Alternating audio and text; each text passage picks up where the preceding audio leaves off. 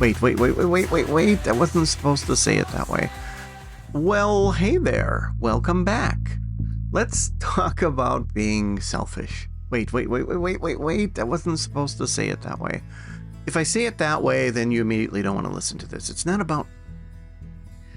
Okay, I'm struggling. It's about being selfish, but it's not about being... It's about being selfish and being a good thing.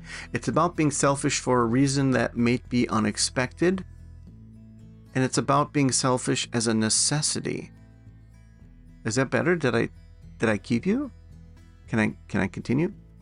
We all think of being selfish as you doing things for yourself basically at the exclusion of other people. You took care of yourself and you really should have taken care of them, etc., etc. You're always doing things for yourself, but you never do anything for other people.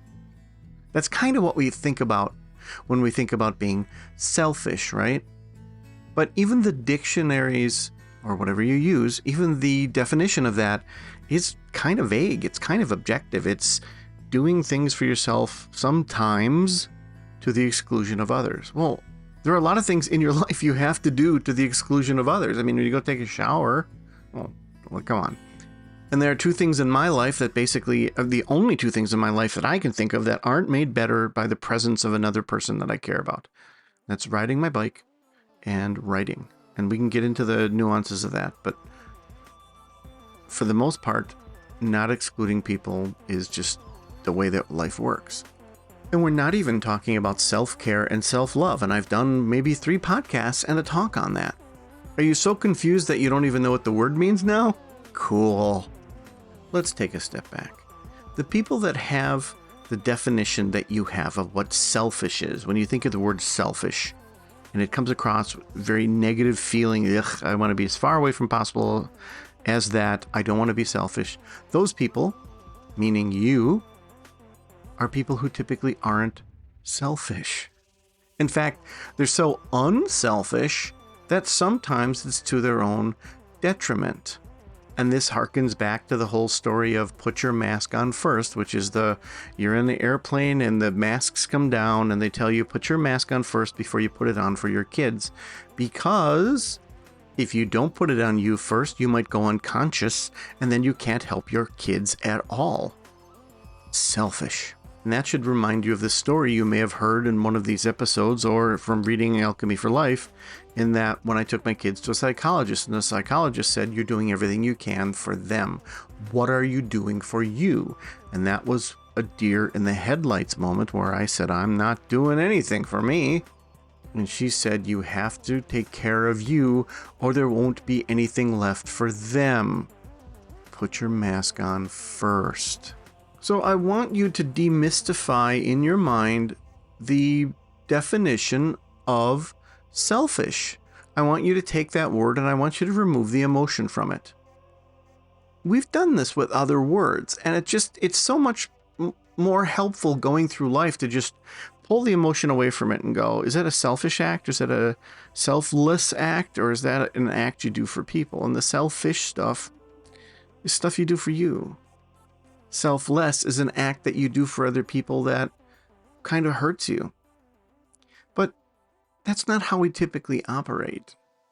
In fact, I want to move on to the fun part of this podcast. So now that we've talked about selfish and demystified it and so forth, I want to talk about how fun it can be and how something is the opposite of what you think it is. Oh, how different, Mark. Oh, this should be interesting, you think. Well, thank you, thoughts in your head that I can hear for some reason. This may be exactly how it is for everyone else, but this is how it is for me personally, and I only know about me in this particular case. When I give gifts to people, it is a very selfish act because I do it for me. When I give a gift to people I care about, when I give them things that surprise them and require a lot of thought and so forth, and I see them light up, that brings me a unique and tremendous joy that I can only get from that situation. So I am selfishly giving the gift to them so that I can get that feeling. Oh wait, Mark, you're doing it because you care and you're kind and you know it generates a feeling in them. Well, yes, but ultimately it also gives me that feeling. So I don't leave it on a doorstep and run away. I mean, sure, you could do that. And sure, there are things I've done in the past where I've given gifts that people may or may not have not known it was from me, or I didn't see their faces at the moment of opening it. Sure. But that's an example of kind of a selfish act. And I've always thought of it that way. And I always thought it was kind of funny. I'd like you to think about things in your life that bring you joy, that seem like they are altruistic or giving or for other people, but ultimately it's kind of your secret little joy that you get from it. The interesting part of this kind of fun conversation is it touches on something that my next book is talking about, which is Sigmund Freud's pain-pleasure principle. And you may have heard me talk about it before, and it's basically the theory that we move towards pleasure and we move away from pain. So giving gifts brings me joy, so I'm moving towards pleasure. I'm seeking the pleasure of giving a gift to someone. And that's what life is. Life is that fairly black and white thing. Are there things in your life that are like that? That you kind of try to fool yourself into thinking, oh, well, I do it because of this greater good and this and that. I'm part of this organization. Or is it simply because it really brings you that secret, private, fun joy that you can only get that way? It's hard to think about that, isn't it? We're back to the demystification of selfish, selflessness. We're back to that again. And it's hard. You go, you kind of shake your head, but you don't shake your head because you listen to these kinds of podcasts. When I say these, I mean mine. I mean, the Alchemy for Life podcast is one that you don't get through because you just turned it on and went, oh, this is interesting. Okay, great. You get through this because you have a uniquely open mind. And I'm not just saying that. I'm saying that because you really do need to have that kind of mind to go, wow, this is weird. I didn't think of it that way, but now you are. And now you are when it comes to the selfish stuff. And like, wow, why do I really do that? Huh, interesting. As I said before, there are a number of words in our vocabulary that are emotionally or even politically charged that shouldn't be. They just become that way because of the way the culture uses it, but the language doesn't, and they're kind of connected. And the stigma that exists of taking care of yourself is crazy. All you ever see on social media is people on vacation and eating big meals and look what I did and this is cool and I'm taking care of myself and let me spin 360 and look at the mountain I'm on and so forth. At the same time that people are deathly afraid to do things for themselves because they'd be, wait for it, selfish. And that word selfish is horrible. At least it was.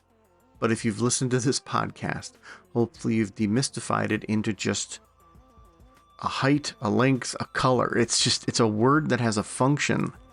And as I've said many times, I really do hope you are paying attention to the things that make you happy. Whatever they are, however large they are, however small they are. And it's a gift that you can get when you find a small thing that makes you really happy repeatedly. Go do that thing. As long as you're not hurting anyone. Let's just be clear. But along those same lines, I hope you are thinking about self-care and self-love. And self-love has its own stigma of, that just sounds so selfish, right?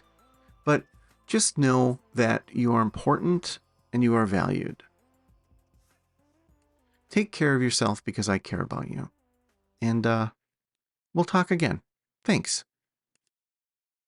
Living life every day, late at night, not okay. All I want, and I pray, all I need are some better days. Yeah.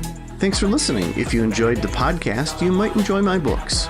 Check them out on Amazon. Living life every day, late at night, not okay. All I want, and I pray, all I need are some better days.